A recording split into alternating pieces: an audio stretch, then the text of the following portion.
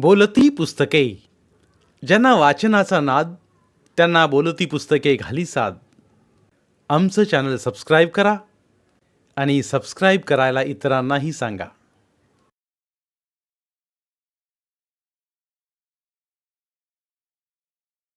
नमस्कार श्रोते मित्र हो, बोलती पुस्तके सादर करीत आहे लेखक श्री दशरथ गावडे लिखित कादंबरी फेरा, प्रकरण 5.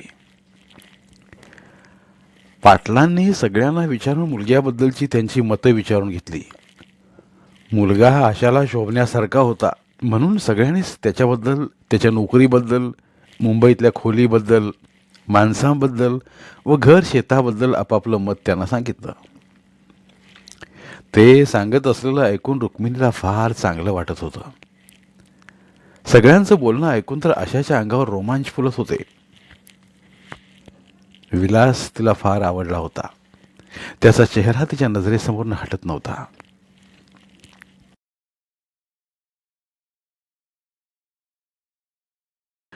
तुमचं सगळ्यांचं म्हणणं मला पटतंय. पोरगा चांगला आहे. घर, शात, शिक्षण, नोकरी सगळं व्यवस्थित आहे. माणसं बी चांगली आहेत. एकंदरीत सगळ्या बाजूने व्यवस्थित वाटली. बघूया त्यांचा काय निरोप येतोय. तो त्यांचा निरोप आल्यावर विचार करून काय ते ठरवूया. सगळ्यांचं ऐकून घेतल्यानंतर पाटील त्यांना बोलले. ते असं बोललेले सर्वांना पटलं. बरं, मला आता जेवून हुंबरवाडला जायचं आहे. अक्काची सासू लई दिवसापासून हातरुणात पडून आहे म्हण. तिला जाऊन बघून तर येतो. कालच्या रात्री बी अक्कानं रेडेकरच्या भाऊकडनं सांगणं पाठवलं होतं. सगळी मिळून जरा जरासं जेवूया येवा. नंतर पाटील सर्वांकडे पाहत बोलले. नाही पाटील, जातो मी. मालकीन मनगाटाला तेल लावून माझ्या नावानं बोंबलत असेल तिकडं. लावणीतली भांगलन बी तशीच पडली आहे. तुम्ही जेवा आणि कमळाकाच्या गावाला जाऊन येवा जावा. महादेव आपल्या लक्ष्मीत बोलला. वय पाटील, मला बी शेताकडे जायचं आहे. तुम्ही हुंबरवाडला जाऊन येवा. सांज करून भेटूया. आता चलतो आम्ही. गंगाराम, हे जावा तर मग, आणि आठवणीनं सांज करून येवा रे. पाटील,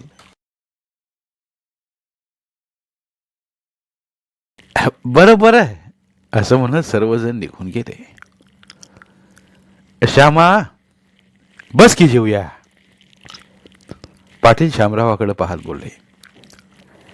दादा, तू जेव आणि अक्काच्या गावाला जाऊन ये. मी आणि शांता जाऊन आज होईल तेवढं उसाला पाणी पाजून येतो. बरं, ठीक आहे. लवकर आलोच तर येतो शेताकडे. बरं बरं. रकमी, मला जेवायला वाढ ग. अक्काच्या गावाला जरा जाऊन येतो. म्हातारी लईच पडली या म्हण. जाऊन तिला बघून यायलाच पाहिजे. मधीच मेली बिली तर बघायला बी यायला नाहीत म्हणून उगीच सबूत यायला नको आमच्या अंगावर. शामराव व शांता निघून गेल्यावर चौकटीजवळ उभ्या असल्या रुक्मिणीकडे पाहत पाटील बोलले. जावा खरं, पाहुण्याने काय सांगितलंय? रुक्मिणीनं पाहुण्याबद्दल पाटलांना विचारलं. अगं, तडकाफडकी कसं सांगतील ते? 2-3 दिवसात कळवतो म्हणून सांगितलं या तिने. बरं,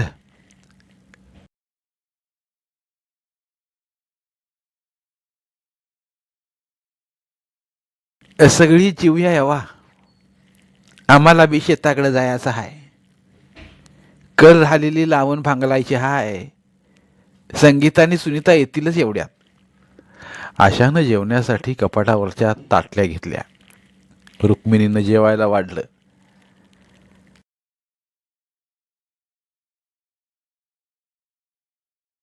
आज एकेळ शाळा आहे म्हटल्यावर ते हुंबाड 12:30 वाजता येईल ना घरला. जेवत असतानाच पाटील संजयबद्दल बोलले. होय, 12:30ला सुटती आहे की शाळा. तुला पहिलं सांगून ठेवतो, साळसनं आल्यावर तिला घरात अभ्यास करीत बस म्हणावं. पुढल्या वर्षी मॅट्रिकला जाणार आहे आणि आता तिची 9वीची परीक्षा बी जवळ आली असेल. आता तरी जरा शुद्धीनं वागायला सांग त्याला, नाही तर सुट्टी आहे म्हणून जाईल कुठेतरी बोंबलत फिरायला. पाटलीने रुक्मिणीला चढ्या आवाजात सांगितलं. तो येई पत्तोर आशा का थांबती घरात. साळसनं आल्यावर तिला जेवायला वाढून सगळं समजून सांगितलं येईल शेताकडे ती. तेला आणि वाड्याला कशाला थांबायला पाहिजेत. त्याला हात नाहीत वय घेऊन खायला, की लहान आहे अजून तो.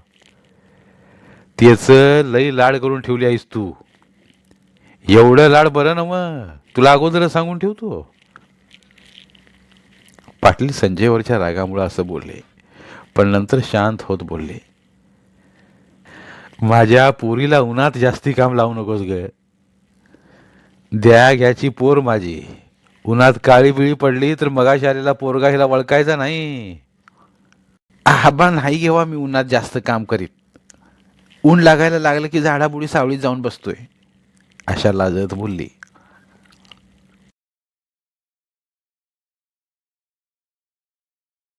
10:30 वाजले. जेवण आटोपून ताटात हात धुतल्या धुतल्या पाटील उठले व त्यांनी खुंटीला अडकवलेली एक पिशवी हातात घेतली. गळ्याभोवती टॉवेल गुंडाळला. भांडी ठेवायच्या कपाटातल्या फळीवरच्या डब्यात ठेवलेले काही पैसे खिशात ठेवले. रखमी, जाऊन येतो ग. रुक्मिणीकडे पाहत पाटील बोलले. हो हो, आणि लवकर आल्यास आज तर शेताकडे येवाई. बरं बरं, लवकर आलो तर येतोच, नाहीतर वस्तीच्या गाडीने येतो. श्यामा तिकडंच आहे बघ. मी नाही आलो तर त्याला पाल्याचा भारा गाडीतनं घराकडे आणून टाकायला सांग. असं म्हणतच पाटील घरातनं बाहेर गेले. रहदारीची अतिशय बिकट अवस्था होती. पूर्ण दिवसात एकच एसटी यायची. रात्री वस्तीला आलेली एसटी तर सकाळी 8:30 वाजता निघून गेली होती. कोल्हापूर चंदगड या डांबरी रस्त्याला लागून असल्या कनंगले गावापर्यंत आता पाटलांना चालतच जावं लागणार होतं व तिथनं गडिंग्लजला जाणारी एखादी एसटी पकडून उंबरवाडीपर्यंत ते जाणार होते. आता रस्त्यानं जाणारी कुणाची तरी एखादी बैलगाडी मिळाली तर त्यांना त्या गाडीत बसून जायला मिळणार होतं. नाहीतर मधल्या वाटेनं 5-6 किलोमीटर कनंगले गावापर्यंत पायीच चालत जावं लागणार होतं. हे बघा असा का, बाबू साळसनं आला की त्याला जेवायला वाढून दे, आणि त्याचं जेवून झालं की सगळी भांडी व्यवस्थित घासून धुवून कपाटावर लावून ठेव. दूध व्यवस्थित झाकून ठेव. त्या सुगंधाचं मांजर येऊन दूध खाऊन जातं या. आणि बाबूला घरात अभ्यास करीत बस म्हणावं. कुठं तरी फिरायला गेलेलं त्यासनी समजलं तर येऊन बडीवत्याल म्हणून सांग त्याला. म्हशीसनी पाणी पाजून 2-2 पेंड्या त्यांच्या पुढ्यात सोडून टाक.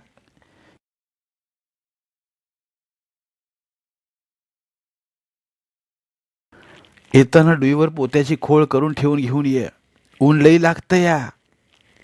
आणि वाटणं येताना पायाकडे बघित ये हो. पाटील गेल्यावर रुक्मिणीनं आशाला सगळं समजावून सांगितलं. वय आई, सगळं व्यवस्थित ठेवून आणि बाबूला सगळं समजून सांगून येतो मी. एवढ्यात संगीता व सुनीता घरात आल्या.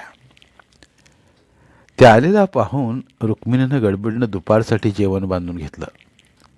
भांगलनीची खुरपी व जेवणाचा डबा बुट्टीत ठेवला. संगीतानं व सुनीतानं पण आपापले डबे बुट्टीत ठेवले. संगीता, तेवढी पाण्याची घागर आज तुझ्या डुईवर घे ग. नंतर रुक्मिणी संगीताकडे पाहत बोलली. का?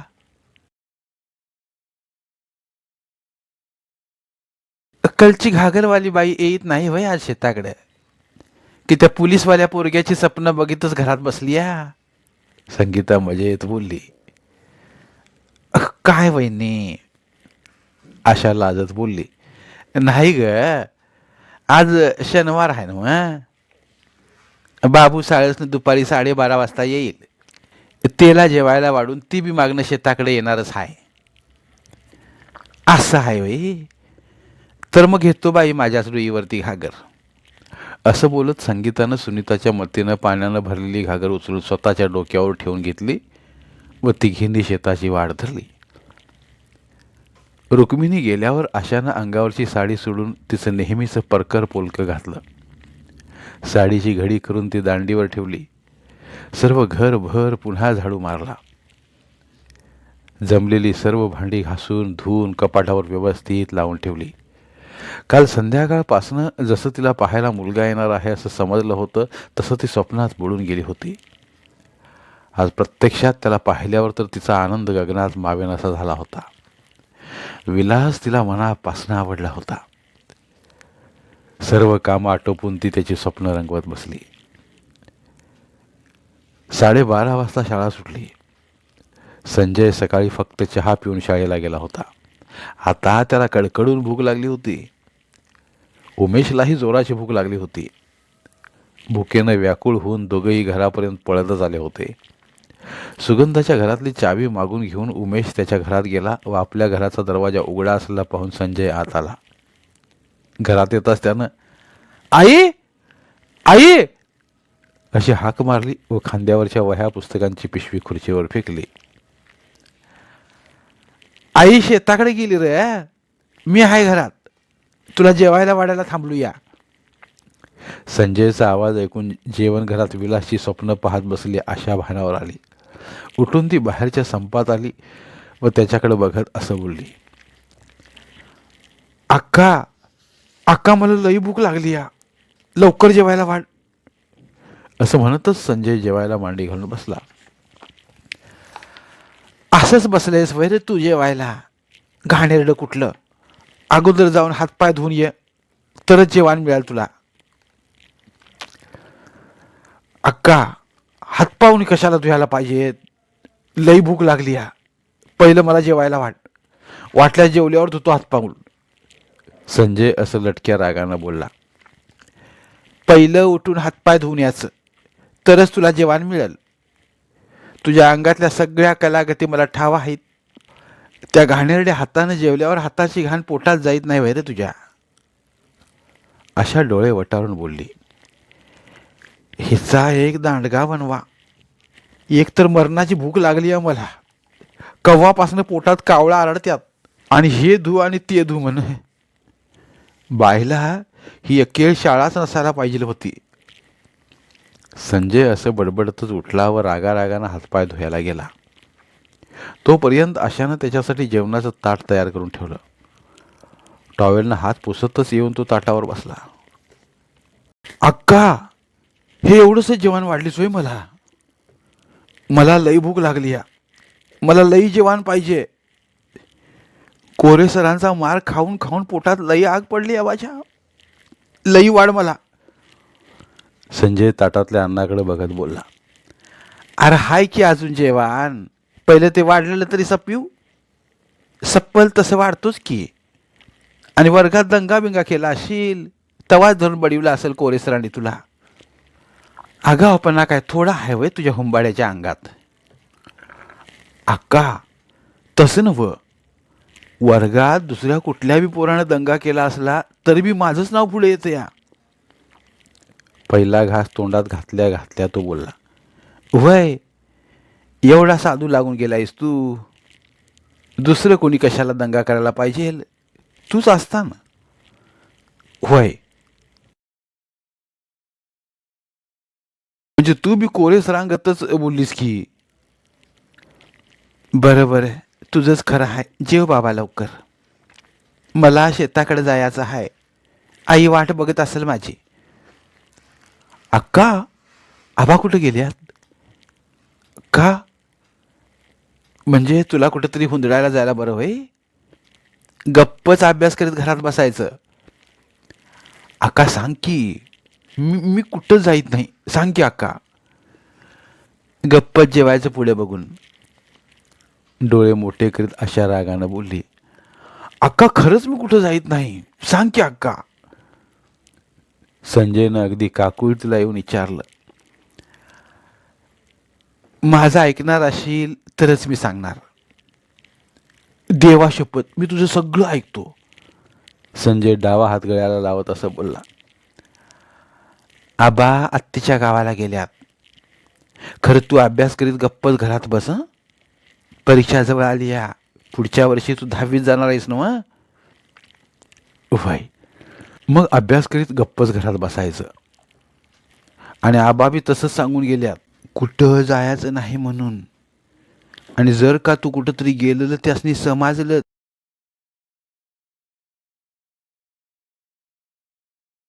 तर येऊन हाडच मोडत्याल की नाही बघ तुझी. असं बोलल्यावर संजय काहीही न बोलता खाली मान घालून जेवत बसला. घरातनं कुठं बाहेर जाऊ नकोस हूं बाबू. तू आणि उमाकांत अभ्यास करीत घरातच बसा. ह्या वर्षी पास होऊन 10वीत गेल्यासा आणि 10वीत जर चांगलं मार्क काढल्यासा तर आबा तुम्हासनी पुढं कोल्हापुरातल्या मोठ्या कॉलेजात घालतील. मग कॉलेज शिकल्यासा की तुम्ही दोघं बी पोलिसात मोठं साहेब वशिला. हे बघ, दार उघडं सोडून कुठंतरी जाशील बिशील हं. ते सुगंधा काकूचं मांजर येऊन दूध खाऊन जातं या. परवा दिवशी सगळंच दूध खाऊन गेलं होतं. नंतर आशानं त्याच्या डोक्यावरून हात फिरवत त्याला प्रेमानं असं समजावून सांगितलं. अक्का, मी नाही की कुठं जाईन. अभ्यास करीत घरातच बसतो. अगदी शांतपणे संजयनं आशाला सांगितलं. त्याचं जेवण आटोपल्यानंतर तिनं त्याचं ताट धुवून कपाटावर ठेवलं. नंतर तिनं शेताकडे जाण्यासाठी पोत्याची खोळ करून डोक्यावर पांघरून घेतली. बाबू, माझा ऐकतो म्हणून सांगितलं आहेस हूं. कुठं बी बाहेर जाऊ नकोस. अभ्यास करीत घरातच बस. मी शेताकडे जातो. जाता जाता आशा पुन्हा संजयच्या डोक्यावर प्रेमानं हात फिरवीत बोलली.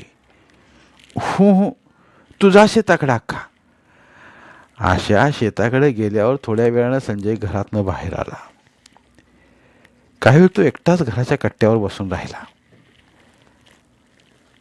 आता दिवसभर काय करायचं, कोणता खेळ खेळायचा याचा तो विचार करू लागला. अचानक विहिरीत पोहायला जाण्याची कल्पना त्याच्या डोक्यात आली. लगेच त्यानं उमेशला हाक मारून बोलावून घेतलं व त्याला तसं सांगितलं. आबा आत्तीच्या गावाला गेल्यामुळं त्याची आज भीती नसलेल्याचं पण सांगितलं. घरात बसून तरी दिवसभर काय करायचं हा पण एक प्रश्न उमेश समोर होताच. तासभर पोहून येऊन अभ्यास करीत बसायचं असा त्यांनी विचार केला. अर्थात संजयनं सुद्धा असाच विचार केला होता. उमेशच्या आई व आबा तिकडेच गेले असल्यामुळं तो थोडासा विचारात पडला. पण त्याच्या आई व आबा प्रेमळ स्वभावाचे असल्यामुळे ते रागावणार नाहीत याबद्दल त्याला विश्वास होता. उमेश तयार झाला. नंतर संजयनं त्याला नीरव, रमेश व विजय या वर्गमित्रांना बोलावून आणायला सांगितलं.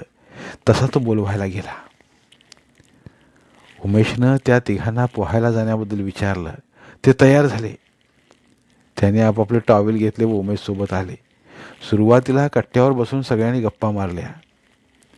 शाळेतल्या गमती जमती एकमेकाला सांगत बसले. पोटभर हसल्यानंतर संजयनं व उमेशनं सुद्धा आपापले टॉवेल घेतले व सर्वजण पोहायला गेले. धन्यवाद. उर्वरित कादंबरी पुढील भागात.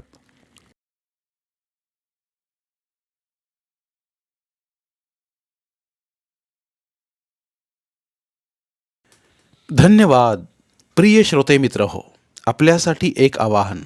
आमच्या चॅनलच्या प्लेलिस्ट विभागात तुमच्यासाठी शेकडो कादंबऱ्यांचे ऑडिओ बुक्स उपलब्ध आहेत. तिथे प्रत्येक कादंबरीचे सर्व भाग एकत्रित मिळतील. त्यामुळे सध्या सुरू असलेल्या क्रमशः कादंबरीच्या पुढील भागासाठी वाट पाहण्याची गरज नाही. तुमच्या वेळेनुसार तुम्ही संपूर्ण कादंबरी सलगपणे ऐकू शकतात आणि साहित्याचा आस्वाद घेऊ शकता. कृपया आमच्या चॅनलच्या होमपेजवर जाऊन प्लेलिस्ट चेक करा आणि तुमची आवडती कादंबरी निवडा. धन्यवाद.